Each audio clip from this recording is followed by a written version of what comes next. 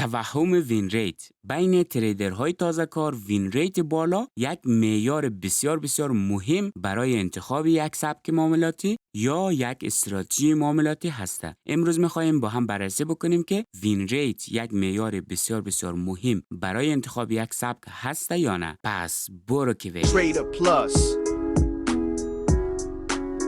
به کانال تریدر پلاس خیلی خوش آمدین عزیزان. خب عزیزان، همونطوری که گفتم امروز می‌خوایم که راجع به وین ریت صحبت بکنیم، چون که خیلی از تریدرهای تازه کار دنبال ازی هسته که یک استراتژی پیدا بکنن که وین ریت مثلا 90 داشته باشه، وین ریت 100 داشته باشه، که در همین زمینه توهماتی هم وجود داره که یک سری کلاهبرداری های هسته که ما بهش میگیم کلاهبرداری با وین ریت بالا، که در ادامه راجع به ازی هم صحبت میکنیم که چطوری تریدرهای تازه کار یا کسایی که دنبال کانال های سیگنال هستن در دام همین کلاهبردارا مفتن و اونا با نشان دادن یک وین ریت بالا ولی ریسک بریوارد به شدت بد میان تریدرهای تازه کار را به دام میندازن. که وین ریت یکی از معیارهای بسیار بسیار مهم هسته، ولی ما باید که برای انتخاب کردن وین ریت معقول حتما استراتژی خود ازش بک تست بگیریم. ما باید بدانیم که استراتژی ما برای ریسک بریوارد 1/3 وین ریتش چند هسته، برای ریسک بریوارد 1/4 وین ریتش چند هسته، برای ریسک بریوارد 1/2 وین ریتش چند هسته، که ای از بک تست به دست میاد. که انشالله به زودی یک ویدیو در مورد ازی که ما چطوری بک تست درست بگیریم و چی نکاتی را در حین بک تست گرفتن باید رعایت بکنیم حتما میسازیم. خب اینجا ما یک چرخه سعودی را در نظر گرفتیم. حالا فرض کنیم که این چرخه تقریبا یک هفته بازار هسته. ما اینجا آمدیم یک سری معاملات را انجام دادیم. حالا می‌خوایم بدانیم که برآیند هفته ما چی بوده، که اینجا همون موضوع وین ریت به وجود میاد. مثلا ما میگیم ما 10 تا معامله گرفتیم، از 10 تا معامله چند تایش تیپی شده، فول تارگت شده و چند تایش استاپ خورده. مثلا ما اینجا استاپ خوردیم، اینجا استاپ خوردیم، اینجا استاپ خوردیم و این معاملات هم تیپی شده. یعنی تعریف ساده وین ریت همین است که مثلا شما گذشته چارت هر چقدر تریدی که رویش انجام دادین همه رو این حساب میکنین. خب حال ما برای که وین ریت کلی همین استراتژی خود در بیاریم، مثلا فرض کنین که ما همین 10 تا ترید در طول یک هفته انجام دادیم. میخوایم بدانیم که در این یک هفته ما وین ریتمون چند بوده، یعنی کلا برآورد کلی ما چند بوده. خب ما برای که این را بتونیم حساب بکنیم، یعنی وین ریت کلی خود به دست بیاریم، خب اینجا بذارید فرمولش براتون توضیح بدم.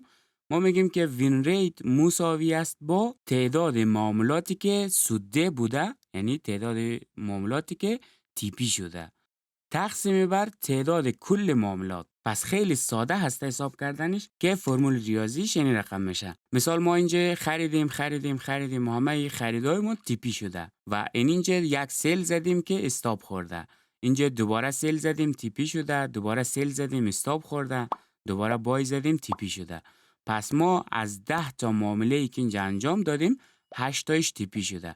ما میگیم 8 تا معامله ای که سوده بوده یعنی تیپی شده را تقسیم بر تعداد کل معاملات میکنیم، که برای ما یک عدد اشاریه به دست میاد، که برای که ما اشاریه رو تبدیل به درصدی بکنیم میتونیم که ضرب در 100 بکنیم. مثال ما 8 تا که تقسیم 10 بکنیم 0.80 به دست میاد، که اگر ما همون 0.80 ضرب در 100 بکنیم میشه درصدیش در میاد، که مثلا وین ریت همه معاملات ما 80% بوده. که موضوع وین ریت کلا برای ما ایره نشان میده که ما در گذشته یعنی معاملاتی که انجام دادیم از مثلا 100 تا معامله چند تایش ما تیپی شدیم، یعنی فول تارگت شدیم، یا مثلا ریسک بریوارد ما که در ویدیو گذشته راجع به ریسک بریوارد صحبت کردیم، مثلا اینجا ریسک بریوارد 4 بوده همه‌شون تیپی شده، یا مثلا ریسک بریوارد 2 بوده همه‌شون تیپی شده. یعنی ما روی ریسک بریوارد مثلا 3 80% وین ریت داریم، که این موضوع را ما باید روی استراتژی خود به دست بیاریم. برای که به دست بیاریم ما میتونیم که از استراتژی خود یا بک تست بگیریم یا فوروارد تست بگیریم. مثلا بک تست ما روی گذشته بازار ما تست میکنیم، مثلا تمام شرایط استراتژی خود می نویسیم یک جایی و ما روی گذشته بازار همش تست میکنیم و میتونیم این را به دست بیاریم که مثال استراتژی ما برای ریسک بریوارد 1/4 وین ریتش چند هسته، یا مثلا استراتژی ما ریسک بریوارد 2 را وین ریتش چند هسته. پس ما باید استراتژی خود وقتی که بک تست میکنیم همه از اینا را بتونیم به دست بیاریم. مثلا من باید بدانم که استراتژی که من همینجوری روی بازار آمدم پیاده کردم معامله کردم، ریسک بریوارد 2 وین ریتش چند هسته، ریسک بریوارد 4 وین ریتش چند هسته، که این موضوعات ما با بک تست کردن به دست میاریم. که خیلی از کسایی که تازه وارد بازار میشه یا افراد تازه کار خیلی زیاد اصرار دارن که مثلا وین ریتشان بالا باشه، مثلا وین ریت 100 دنبالش هستن یا وین ریت 90 دنبالش هستن، ولی وین ریت معقول میتونه وین ریت مثلا از 60 بالا باشه خیلی خوب است. البته ریسک بریوارد 1:2 با بالا، که ایره در ادامه براتون توضیح میتونم که ما دنبال وین ریت بالا باشیم یا ریسک بریوارد بالا، که این دوتا هر دویشان میتونه که برخلاف هم دیگه باشه. که مثلا هرچی وین ریت خوده، مثلا ما در این قسمت اگر می آمدم مثلا ریسک بریوارد از این میذاشتم در کف، پس میبینیم که اینجا رفته استاپ خورده، اصلا تیپی نشده. یا مثلا اینی را تیپیش می آوردم میذاشتم در این کف، میبینیم که اینجا آمده و رفته راحت استاپ شده.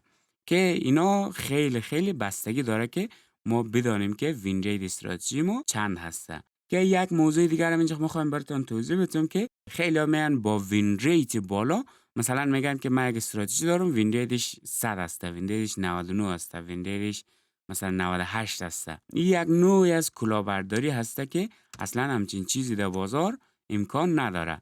ما در حالت عادی میگیم که ریسک بریوارد و وین ریت، مثلا ما در ویدیو گذشته اینجا آمدیم راجع به ریسک بریوارد صحبت کردیم، گفتیم که وقتی که ما اینجا میم یک پوزیشن میگیریم، میم استاپ خودم میگذاریم و تیپی خودم میگذاریم که هر چی ریسک بریوارد ما بالا باشه، مثلا ریسک بریوارد 3، ریسک بریوارد 4، ریسک بریوارد 2 میتونه که برای ما خیلی خیلی عالی باشه. و این کلاهبرداری که در اکثر گروه های سیگنال یا کانال های سیگنال، کانال های وی آی پی، که همون کسایی که مثلا میان سیگنال میتن انجام میته، اینی مدل است. ببینین من یک ریسک بریوارد برخلاف مثلا ما اینجا ریوارد من بالا هسته، اونا میان ریسک بالا میگیرن. مثلا میان استاپ 6 برابر یا 4 برابر منطقه تیپی خود میگذاره، یعنی ریسکشان 6 برابر تیپیشان هسته. که بعدش هم میان چیکار میکنن؟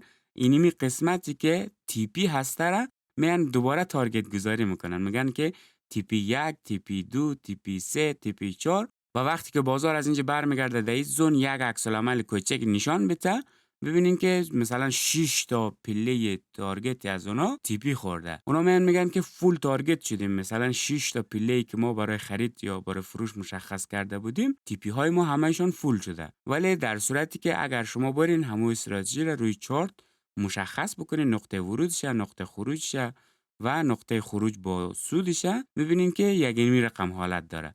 مثلا استاپ خیلی بزرگ است ولی تیپی کوچیک است، ولی همون یک واحد سودی که در عوض مثلا 4 واحد ضرر قراره به ما بده، همین یک واحد هم آمدن به چند بخش تقسیم کردن. یعنی این نوع کلاهبرداری را اکثر گروه های کانال های سیگنال، چه خارجی چه ایرانی و افغانی، همه ایشان دارن انجام میتن. که اگر شما در کانال های سیگنال عضو هستین، حتما مثلا وقتی که یک سیگنال میته براتون، حتما برین روی چارت مشخص بکنین مثلا نقطه ورودش اینجا هسته، نقطه خروجش کجا هسته، و همین ریسک بریواردش در بیارین که این ریسک بریوارد آیا مثلا بالا 1:2 1:3 هسته یا نه. و همونطور کانالا میگن که وین ریت ما بالا هست. و اگر شما اینجا متوجه باشین، میبینین که ما در حالت عادی مثلا ریسک بریوارد 4 میگیریم، 3 میگیریم، 2 میگیریم. وقتی که ما یک پوزیشن ما تیپی میشه، یعنی فول تارگت تیپی میشه، ما میتونیم مثلا اگر ریسک بریوارد ما 4 باشه، 4 تا پوزیشن دیگر میتونیم که استاپ بخوریم، مثلا مشکلی برای ما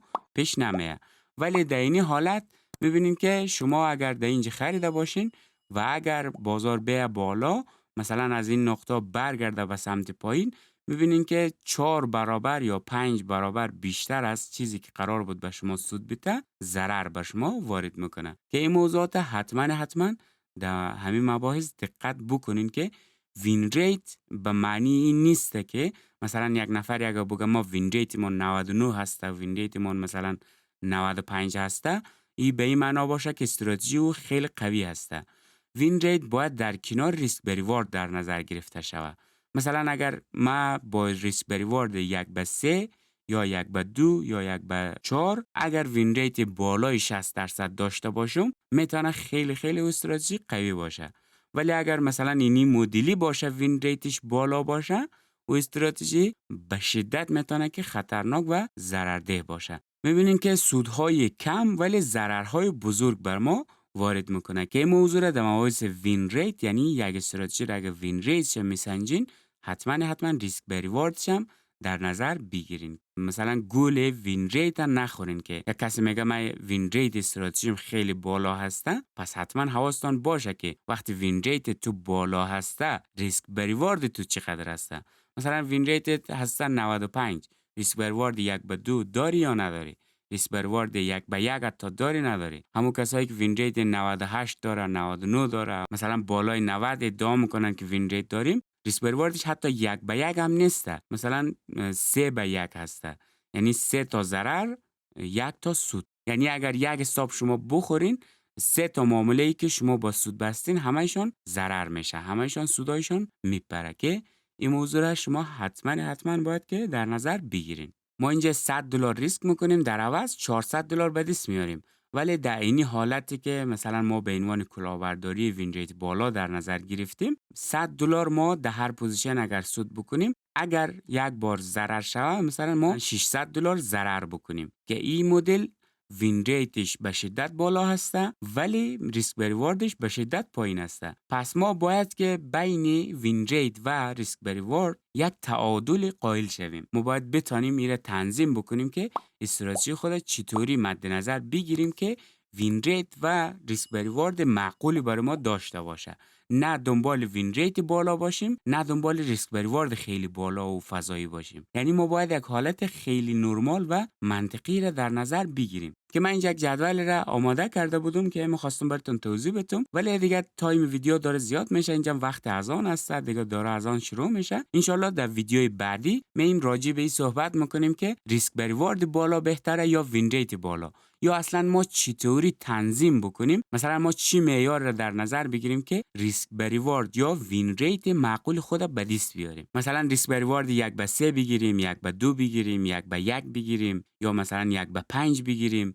اینا رو دیگه ما مفصل راجع به صحبت میکنیم که شما یک معیار دستان بیه که من استراتژی خود چطوری بهینه بکنم، بیشتر دنبال وین ریت باشم، ریسک به ریوارد باشم، یا هر دویش ترکیب بکنم، یک چیز بسیار معقول و منطقی به دست بیارم. خب عزیزان، امیدوار هستم که از ویدیو لذت برده باشین. اگر ویدیو رو دوست داشتین ویدیو رو لایک بکنین و برای حمایت از ما کانال ما رو هم با دوستانتون معرفی بکنین. تا ویدیوی دیگر، خدا نگهدارتون.